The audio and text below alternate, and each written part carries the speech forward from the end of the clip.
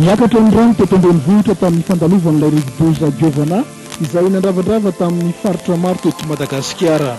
Any amin'ny lakan-dranon'ny Mozambika ny fonteny tamin'ny 6 ora maraina teo. Niverina milon'ny tsikelikely ny fiainan'ny mponina taoriana ny fandalovan'ilay rivodoza Giovana. Ireo satonam-baovao rosanao amin'ity atoandro.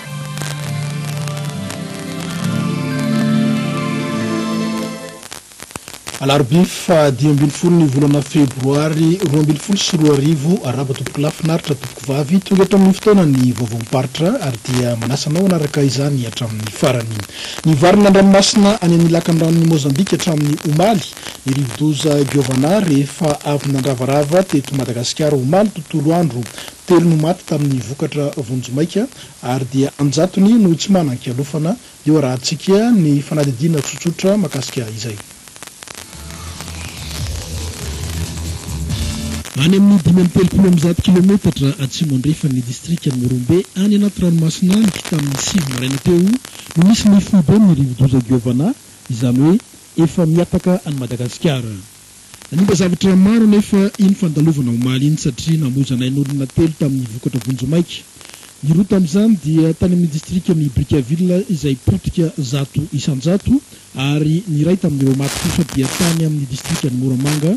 Ny Moramanga izay rava 20 isanjato ka ny trano-mpanjakana sy ny sekoly ny tena voadona mafy tamin'izany. Anisan'ny voadona mafy ihany koa ny tamin'ny fandalovany ny teto Antananarivo nisy traboina 7 sy 500 ary 3 sy 500 no isan'ny commune izay niaran'izany rivodoza izany. 20 no tsy nanan-kialofana teny ankadikeny lafy tapaka ny lalina teny anosy avaratra niakatra ny rano vaky ny fefilo 3 no traboina araka ny vokatra vonjomaika tao amin'ny commune ambanivohitra Antananarivo. Namoaka tarehimarika ihany koa ny sapana mpamonjy aintrano izay nilaza fa naherin'ny 700 no isan'ny antso an-tarobia azon'izy ireo tamin'ireo fahatairana izay nitranga teto andrenivohitra omaly.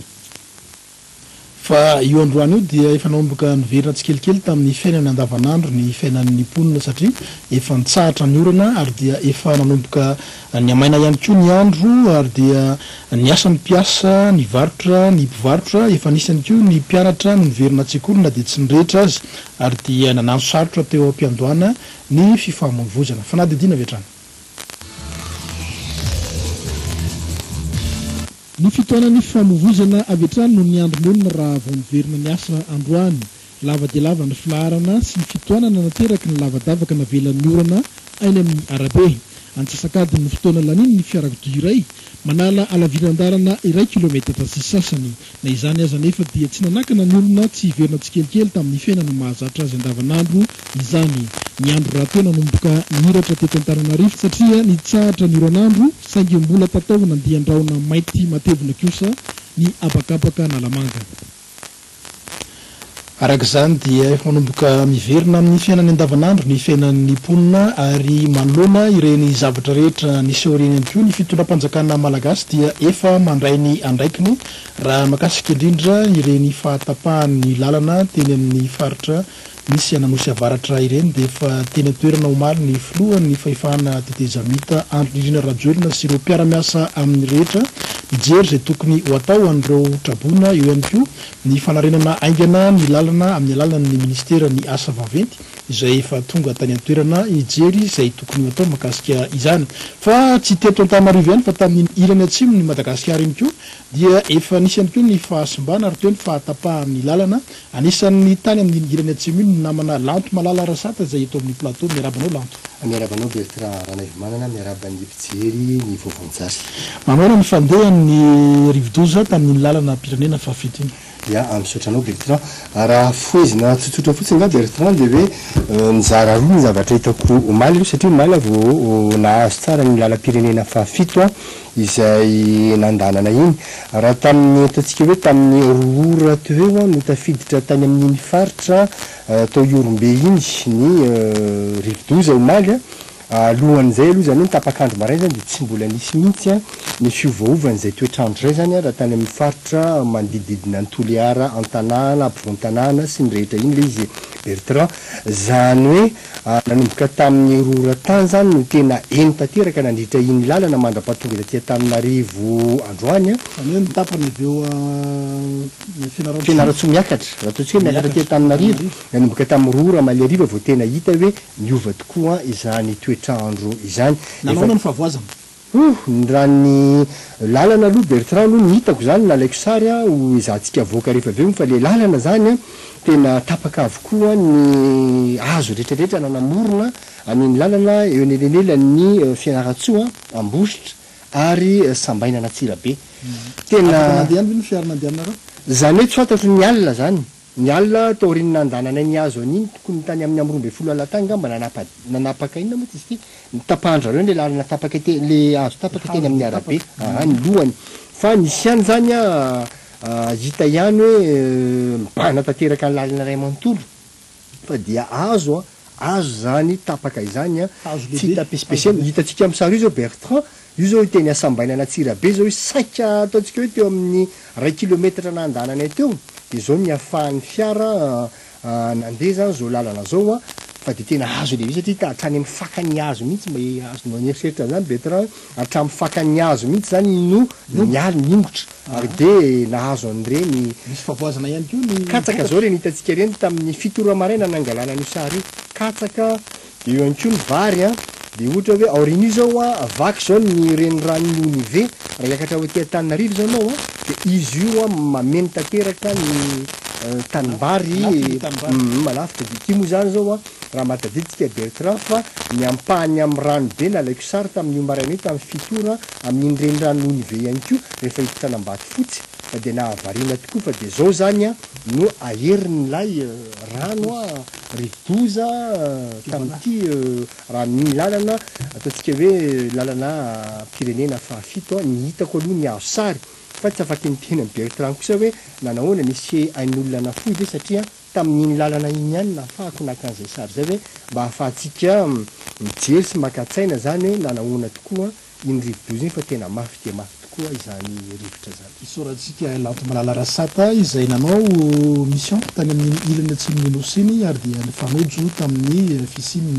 rivodoza tamin'ny fotoana fiverenany arabaina tsy maty fomanaina tamin'ny lalana misaotra betsaka Bertrand fa zany hoe mbola iveriantsika amin'ny vaovao rariva moa zany miakony izy iny anatin'ny vaovao an-tsary eraky Malala somary idirako lavalava fa zany hoe témoignage moa de sorako an'io Bertrand fa ivadika eo amin'ny lafiny fandriam-pahalemana antsika ho amin'ny district amin'ny Sambava nivory niaraka tamin'ny lehibe ny district ireo chef tokotany tany an-toerana ije akaiky ny fifehezana ny fandriam-pahalemana ao an-drenivohitra Sambava ao fanadidina Bertrand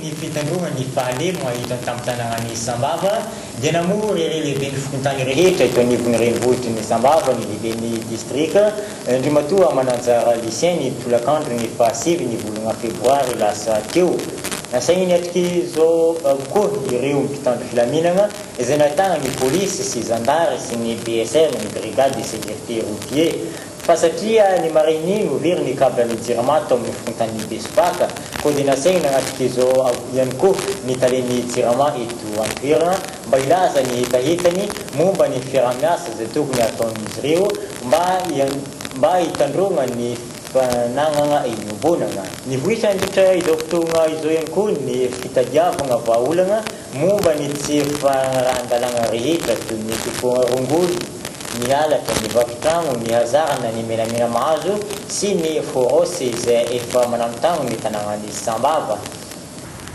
ny fandriam-pahalemana dia tsy anjaran'ny mpitandro filaminana rery ary tsy anjaran'ny mpitondra fanjakana rery fa anjarantsika fokon'olo efa mipetraka eny miandro maso fokon'olo misy any fokotany irariny arak'izay ny iarahan'ny rehetra andray anjara mba iara-miasa amin'izy ireo mba hanafongotra tanteraka ny fanaovan-dratsy eto an-tampon tanànan'ny Sambava fa misy nangalatra ihany koa ny câble fitariana herinaratra ny Jirama tany Sambava ary mitety-bidy hatrany amin'ny 12 tapitrisa ariary na any amin'ny 60 millions de francs anoany ny vidiny zany câble very izany. Misy ny fanaramaso atao akaiky ataon'ny mpitandro filaminana makasika izay câble very tany Antalahy tany Sambava izay. Fanadidina vetrany. Voisina lehibe no mianjady amin'ny orinasa Jirama eto Sambava. Nisy nangatitra indray ireo câble mitondra herinaratra eny amin'ny fokontany Besipaka secteur numéro 3 ny mandray ny tokony tamin'ny efatrora izay mirefy eny amin'ny 700 metatra ka dia tokantrano telo izao no voamafy amin'izany. Mitety-bidy hatramin'ny 10 tapitrisa ariary mahery ny fila zavery tamin'ity indray mitoraka ity. Tonga nijery izao favoasana izao ny lehiben'ny distriktan'ny Sambava sy ry zareo avy amin'ny gendarmerie pirenena nitarin'ny officier coordonnateur. Ireto fila nangalarin'olo ireto dia ireo embrassement vaovao ka dia miendrika afahasom-parana mihitsy ny fahaveresana teto hoy ny talin'ny Jirama. Io tsisy particulier manana grimpety afa-tsy Jirama ihany fa zao Jirama Sambava nandalo tempête goavagna mihitsy tamin'ny resaka fitantanana teto ka tagnatin'ny fitantanana tsy nanjary tato amin'ny Jirama io to zegny namparitaka grimpety. Efa pensive ny fahaverezana izao ny tranga izao ary teto ako ny mbalo amin'ireny nandritra ny volana janoary sy febroary taonga 2024 ity. Dia efa tsy nitandroa sasarana azy ny talin'ny Jirama eto Sambava mba hagnatsarana ny fitantanana sy fanomezana fahafampony mpanjifa to lasa birmainy izay satria asa voavita mantsy izao misy mangalatra izao. Manakarembo avao i Sambava tamin'ity maraina ity satria dia navita fiofanana ihany koa ireo mpitsabo momba ny tazomoka any amin'izany distriktan'ny Sambava izany. Fiofanana makasika ny fampiasana ny fitaovana fiadina amin'ny tazomoka. Fanadidina vetrany ataon'ny TVM Sambava. Farana ny zoma fa 10 febroary lasa teo ny fiofanana momba ny fitantanana ireo fitaovana ampiasaigny hoentiny miady amin'ny tazomoka na ny gestion des intrants de la lutte contre le paludisme izay natao tato amin'ny hôtel Melrose Sambava Centre nandritra ny 3 andro. Piasan'ny fahasalamagna 10 nadahy avy amin'ny distrika efatra eto anivon'ny faritra Savany no fany nandritra ny ity fotoagna ity. Tonga nanome voninahitra ny fotoam-pamaranana teto ny talemparitra ny fahasalamam-bahoaka Sava. Olona vitsivitsy efa ny spesialista zany efa faritra Sava miara-pahasalamana zany dia izany fifanan'izany ny indrindra dia mikasika ny fitantanana zany ny aody sy ny kojakoja ny tana zany. Fampiofana roa miravavy avy amin'ny ministeran'ny fahasalamana no miandraikitra ity fampiofanana ity. Izao no natao mba hoe ity hanatsarana ny fitantanana ireny fanafody ireny. Manao formation cascade zany dia niforme ny chef DSP ny sanitaire zany ireto. Izao fiofanana izao no tontosa noho ny fiaraha-miasa matotra misy eo amin'ny ministera voakasika sy ny Croix Rouge nationale eto Antoerana ary ny Global Fund izay mpamatsy vola ho azy ireo. Ho any amin'ny faritry Boany isika iresaka kely makasika ny lozam-pifamoivozana an-dalambe izay nifandonan'ny camion citerne sy ny moto scooter iray. Ny zava-dehibe aloha dia naratra mafy fa tsy maty akory ilay rangahy izay mitondra ilay moto scooter kanefa dia somary nisy ihany ny fimenomenomana satria tsy dia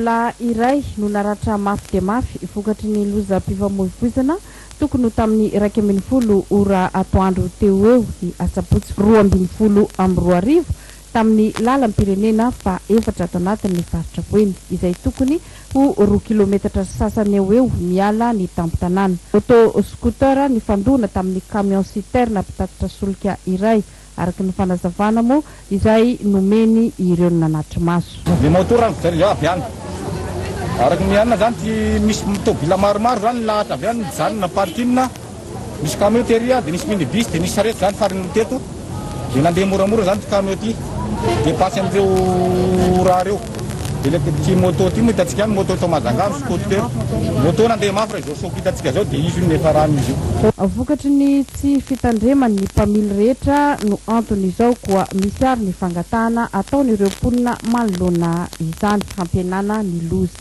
Ka zay zany miangavy amin'ny tompona andraikitra mba asina kasira dia vitesy zany mba farafaratsiny hoe linina telo zany eto dia amin'ny plaque ery dia any amin'ny anina satria tôbile tsara efa tena mandeha mafy daholo na bisy na moto na camion rehefa eto dia zaza mpianatra biabiny amin'ity lalana ity.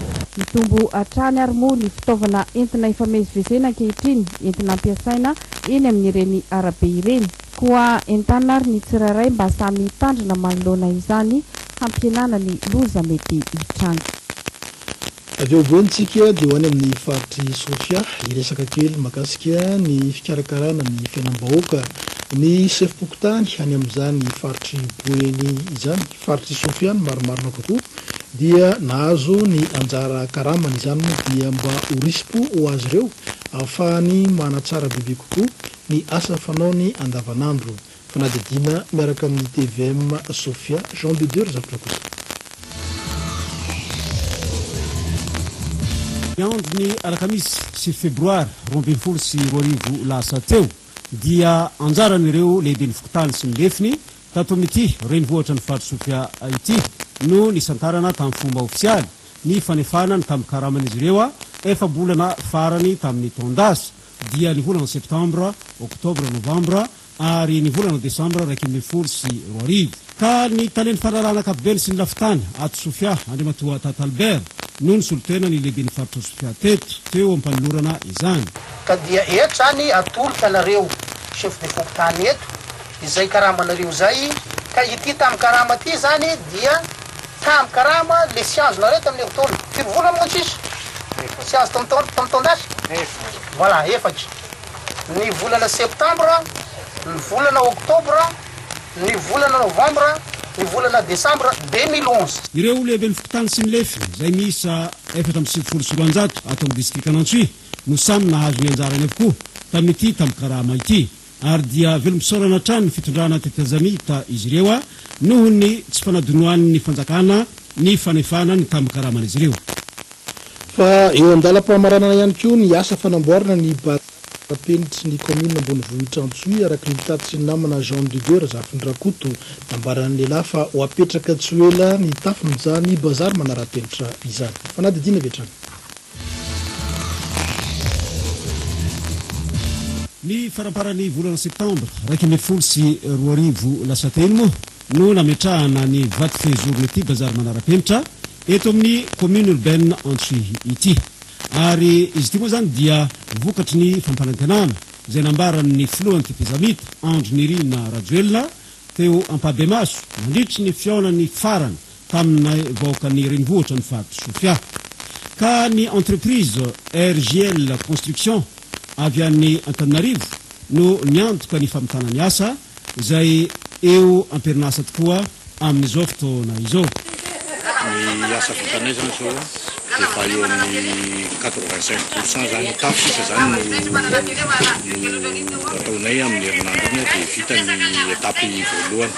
Ny etapy manaraka moa zany dia iarahanay miaraka amin'ny maire ny commune ihany satria amatsena manara-penitra azy mbola maromaro ny trano atao eto sy ny clôture rehetra zany. Fa milaza ny fahitany momba ny fampandehanana ity asa ty ihany koa ny ben'ny tanàna ny commune urbaine Antsoy Andriamatoa Rakotondravony Victor Mike. Manala fahasaranana zahay ato amin'ny commune zany ny nahazahoana azy lataka fiara-miasa amin'ny fanjakana fonibeny amin'ny dingana manaraka zany miaraka amin'ny laboro sy ireo angara hafa miaraka amin'ny pavion zany zay atao amin'ny toerana ty ny mahafinaritra moa isoragna n'Andriamanitra fa ho vita izy ty afa tegna fanaovana finition efa ho amperinasa de amperinasa koa zany ireo mpiasan'ny orinasa zay nahazo tolotrasa tamin'ity asa ity.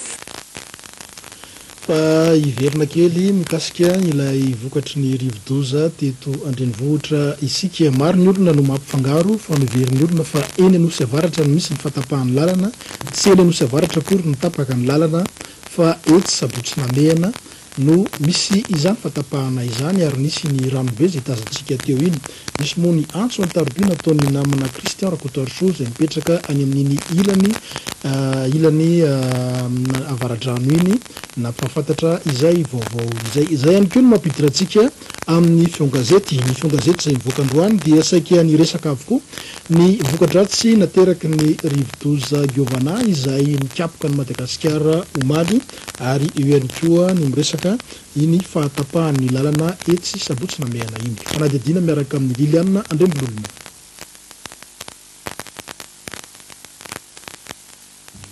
Mandrakitra ny pejin'ireo gazety androany tokoa ny akony nandalovan'ilay rivodoza Giovanna teto antsika omaly izay nampitondra takaitra faritra maro indrindra fa teto Antananarivo, Brickaville, Moramanga, Vatomandry. Nisy ny maty, nisy ny naratra, ny zavatra potika, ny fiakaran'ny rano. Teo ihany koa ireo trabona anjatony maro. Ireo gazety rehetra androany ary dia saiky manome vokatra vonjimaika avokoa.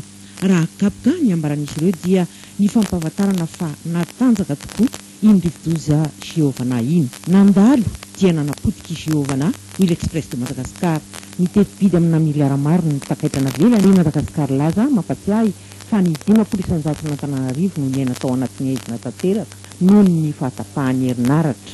Fa na i l'Observateur na i JDM na i Madagascar Matin dia misarika ny mpamaky amin'ny fandalovan'i Giovanna tany amin'ny faritra atsinanany nosiny.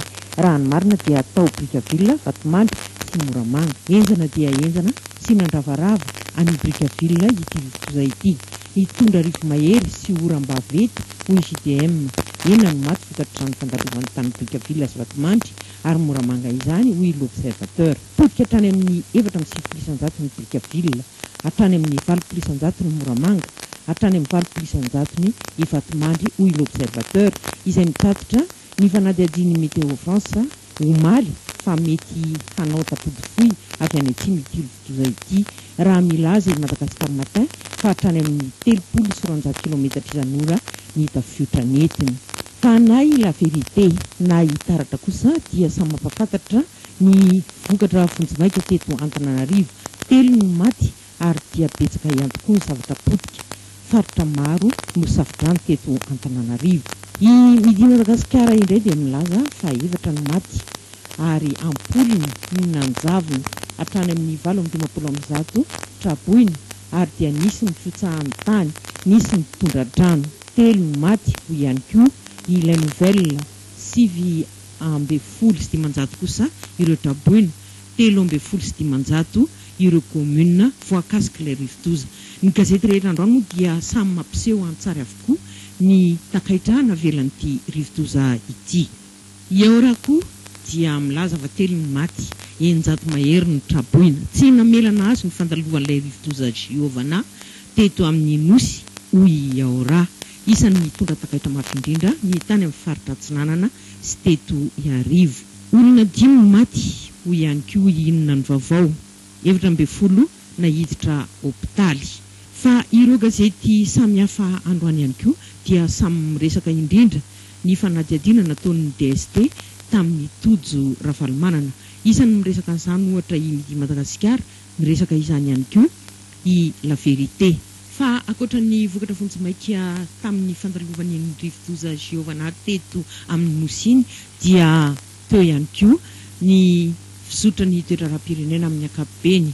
Miresaka ohatra inona ny vaovao ny mikasika ny fanatsarana ny asa fanaova-gazety ary manao lohateny lehibe fa anampy ny ministera serasera ny vondrona européenne. I La Gazette de la Grande Île androany indray akoatra ny fampisehoana tsary ny zava-nisy teny amin'ny faritra sabotsy namena omaly iny dia manao lohateny lehibe ny amin'izay mety hiakarany ny vidin'ny solika ary dia milaza moa i la gazette de la grande île amin'izany fa cyclone lehibe hafa manangasanga ihany koa ny mikasika an'io. Fa akoatra io lohateny lehibe io dia manasongadina ihany koa i Courrier de Madagascar fa manohy ny fatokisany amin'ny ministra Olga Ramalason ny filoha teo aloha Marka Ravalomanana. Hafa noho ny gazety rehetra kosa ny gazetiko androany eo amin'ny lohateny lehibeny. Miresaka indrindra ilay fisavana ny trano natao tamin'ny Tojo Ravalomanana tany Antsirabe ary dia mametra-pantaniana hoe tsy maintsy hosamborina ve i Tojo Ravalomanana. Akoatra io dia milaza i gazetiko fa elabe tsy nivory ny gouvernemanta. Tsy mifanaraka amin'ny resaka famitsoran-keloka ny gouvernemanta hoy ny gazetiko. Zay ny amin'ny fongazety fa ivadika ho any amin'ny ilany atsimo atsinanan'ny nosy isika manao asa soa any amin'ny faritra atsimo atsinanan'ny nosy iny ihany koa ny fikambanana Jeune Bamon ivondrona an'ireo andrembavilanitra eo amin'izany asa fanasoavam-bahoaka izany. Fanadidina miaraka amin'ny roulier fa iny manana TVM any atsimo atsinanana. Isan'ny fikambanana manao asa soa ny Jeune Maman raha teny faritra atsimo atsinanana. Misy ary ny fitsonjovan'izy ireo ny voafonja vehivavy sy ireo tsy ampy-taona ary ireo mahia ato amin'ny fonja ny farafangana amin'izao asa rahamanitra izao ka nisihany nofokena mitahampihavanana. Eto amin'ny vehivavy voafonja ny mineur izay voafonja ihany koa ireo gadra mahia anolotra fitesim-bahetra amin'ireo havanay satria na dia amemizina azy indreo amin'ny tiagna tsisy hoe sy maha-olombelogna indreo da tonga amin'izao fevene fety zao mba hanolotry sakafo kelikely ho andreo atoa. Voafonja eto moa zany dia tena tsapa mihitsy hoe raha mahavoafonja azy dia mety maro angamba milo manana ady aminy fiarahamonany kanefa tsy mijeren'izany ny fikambanany. Zay no akasitranay idiranay satria asa fitiavan'izao ny fampiarahanareo ihany koa ny tean'Andriamanitra mamangy ny olona any am-pony zany indrindra tsy hoe mamangy fa sady manatitra sakafo zavatra dirain'Andriamanitra mihitsy zany. Mino aho fa iroborobo zao fikambanan'izao zao asa ataon'izao makasitraka. Tsy samban'izao nataon'ireto Jeune Maman ireto ny etsika fanampiana ary tsy izanona eo fa mbola itohy izany rehetrarehetra zany ho an'ity taona 2022 ity. Fa na eo aza ny fisian'ny rivo-doza sy ny andro ratsy teto Madagasikara dia tsy nanakana ihany koa ny fidirana tamin'ny fomba ofisialy sy ny fidiran'ny mpianatra tao amin'ny faritra atsimo atsinanan'ny nosy iny. Deo rahantsika ny fanadidina.